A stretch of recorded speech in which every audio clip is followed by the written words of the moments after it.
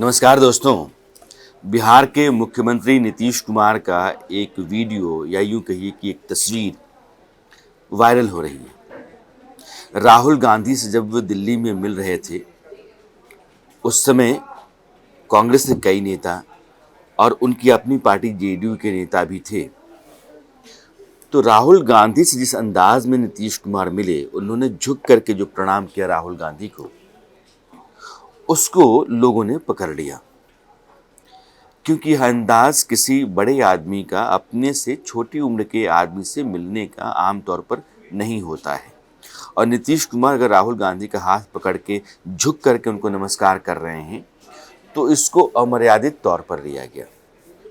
क्योंकि नीतीश कुमार बड़े नेता हैं, उम्र में बहुत बड़े हैं, राहुल गांधी उम्र में बहुत छोटे हैं उनसे, लिहाजा इस तरीके से अभिवादन ठीक नहीं। बीजेपी ने इस पर तंज कसा। अमित मालवीय जो मीडिया सेल के प्रमुख हैं, उन्होंने कहा कि पता नहीं और किस किस के सामने झुकेंगे।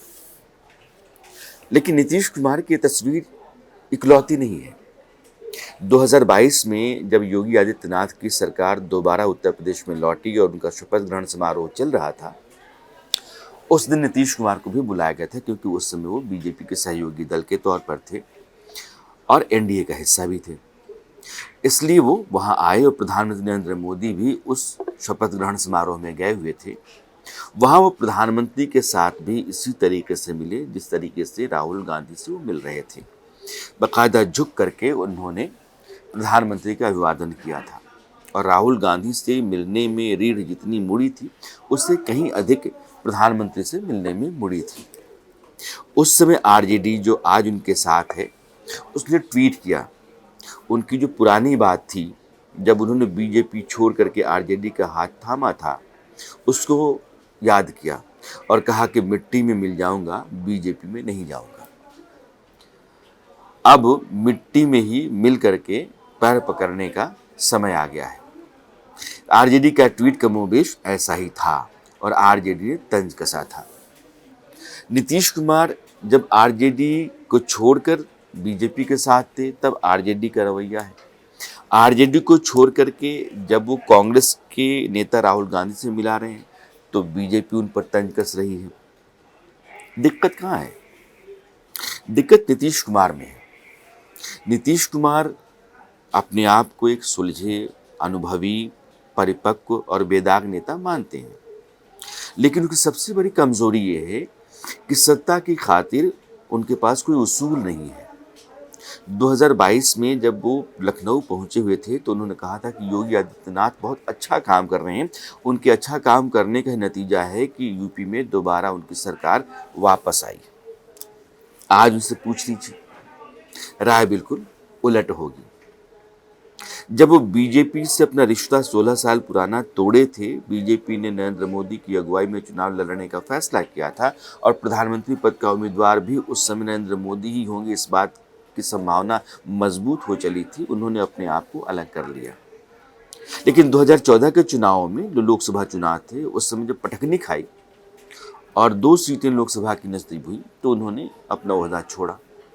जीतन राम मांझी 10 महीने के लिए रहे, लेकिन जीतन राम मांझी को उन्होंने फिर से हटाया कि आप बीजेपी के नजदीक जा रहे हैं, ये तो बिल्कुल ठीक नहीं, आप हटी। उन्होंने कुर्सी फिर से पकड़ ली, बीजेपी के साथ आए, बीजेपी के साथ रहे भी, फिर बीजेपी का साथ छोड़ा, फिर आरजेडी के साथ आए और अब फिर आरजेडी के साथ आगे बढ़ रहे हैं।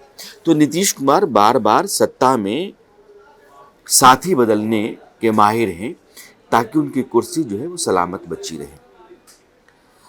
और जो कुछ भी वो कह रहे होते हैं, वो उस समय उनके राजनीतिक हित के मुताबिक हो, बस इतनी ही शर्त है। वो समाज के लिए, बिहार के लिए, देश के लिए सही है या नहीं, इस बात पर आप मत जाइए, क्योंकि इस बात की फिक्र उनको होती नहीं है।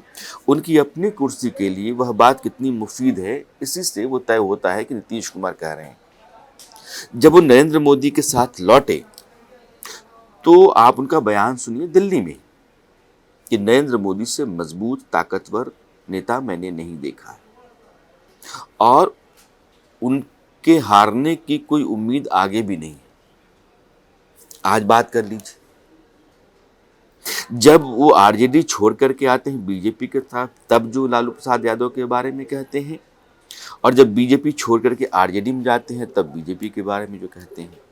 इसका मतलब ये है कि नीतिगत मामलों में वो सिर्फ अपनी कुर्सी को ही सामने रखते हैं।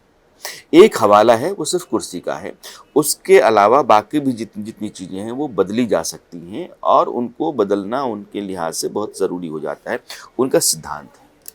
इसलिए नीतीश कुमार दोनों तस्वीरें सामने रख करके एक बार देख लीजिए कि राहुल गांधी के साथ झुके हुए हैं, क्योंकि उनको इस बात की उम्मीद अब आन पड़ी है या लगने लगी है कि अब आने वाले समय में अब गठबंधन होता है तो राहुल गांधी की वैसे भी लोकसभा की सदस्यता चली गई है और बहुत मुमकिन है कि अब वो चुनाव ना लड़ सकें 8 साल तक।